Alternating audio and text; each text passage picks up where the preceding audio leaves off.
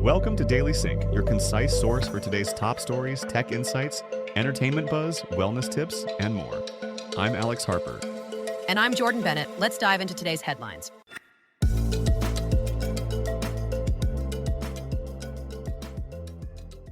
Good morning. It's March 28th, 2025. From a powerful earthquake in central Myanmar To Putin's nod toward Trump's Greenland plans and Virginia's innovative punishment for speeders, we're here to keep you informed. let's dive in. A powerful earthquake has struck central Myanmar, causing widespread damage across multiple regions.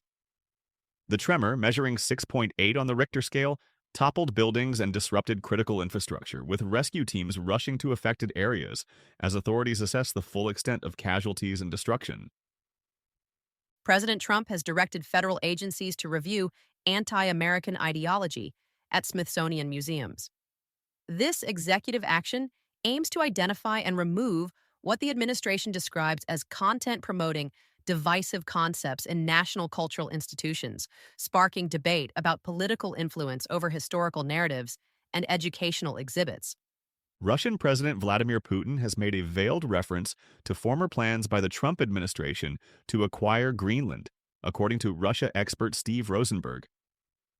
This unexpected comment during a diplomatic exchange has reignited discussions about strategic Arctic interests and raised concerns among NATO allies about potential geopolitical realignments.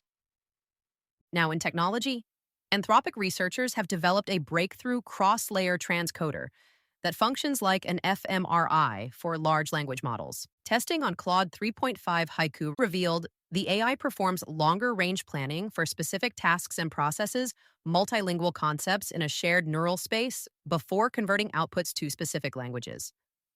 OpenAI CEO Sam Altman says the company has temporarily limited image generation in ChatGPT due to overwhelming demand on its GPU infrastructure. It's super fun seeing people love images in ChatGPT, but our GPUs are melting, Altman posted on X, adding that free users will soon be able to generate up to 3 images per day. U.S. robotics companies, including Tesla and Boston Dynamics, are urging lawmakers to establish a national robotics strategy to compete with China. Industry leaders warn that without coordinated federal support through tax incentives, training programs, and innovation funding, the U.S. will not only lose the robotics race, but also the AI race. H&M is planning to use artificial intelligence to create digital twins of 30 models for some social media posts and marketing. The fashion retailer says models will retain rights over their digital replicas and receive compensation similar to current arrangements, with AI-generated images initially appearing on social media with clear watermarks indicating their artificial nature. Google Maps is rolling out a new AI-powered screenshot detection tool that identifies and saves locations mentioned in image text. The Gemini-powered feature will show users the places on a map and allow them to review and save locations to a shareable list, with initial rollout in English for iOS users in the U.S. this week. Today's hot topic.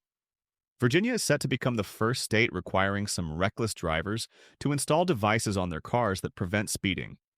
Under the legislation taking effect in July 2026, judges can order speed limiters as an alternative to license suspension or jail time for dangerous drivers. While this technological solution addresses a serious safety concern, there are legitimate questions about privacy and autonomy.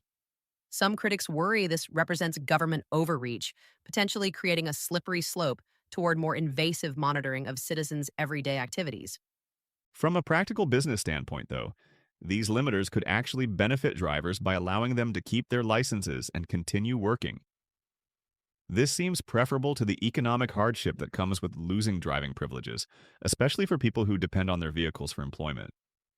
That's assuming the technology works consistently and doesn't malfunction at critical moments.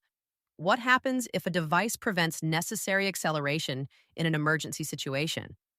And let's not forget the financial burden. Drivers must pay for these devices themselves unless deemed indigent. I guess we're entering an era where your car might literally tell you to slow your roll. Maybe they should program these devices to play "I Can't Drive 55" every time you hit the speed limit. Moving on to business, Sweden is significantly increasing defense spending as it prepares for potential conflict with Russia. The government's military buildup includes expanded submarine capabilities, artillery systems, and cybersecurity measures, reflecting heightened regional tensions following Russia's continued aggression in Ukraine. The Federal Communications Commission may block merger proposals from companies implementing diversity, equity, and inclusion initiatives. This controversial regulatory stance was highlighted by the FCC chairman's recent comments regarding Paramount's pending merger review, signaling a major shift in federal oversight of corporate diversity practices. The U.S. Department of Health and Human Services plans to slash 10,000 jobs as Secretary Robert F. Kennedy Jr. implements sweeping changes across federal health agencies. This dramatic workforce reduction represents a fundamental restructuring of America's public health infrastructure, raising concerns about capacity to respond to health emergencies and maintain essential services. Over in entertainment, social media is playing an increasingly vital role in television content discovery and subscriber retention, according to new research.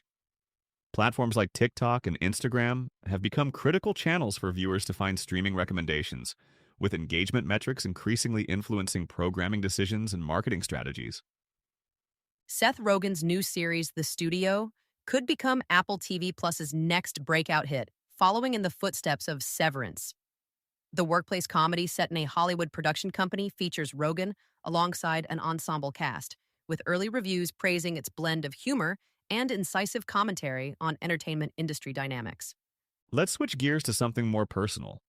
When facing information overload, try implementing input boundaries, designated time blocks for consuming news, social media, and emails.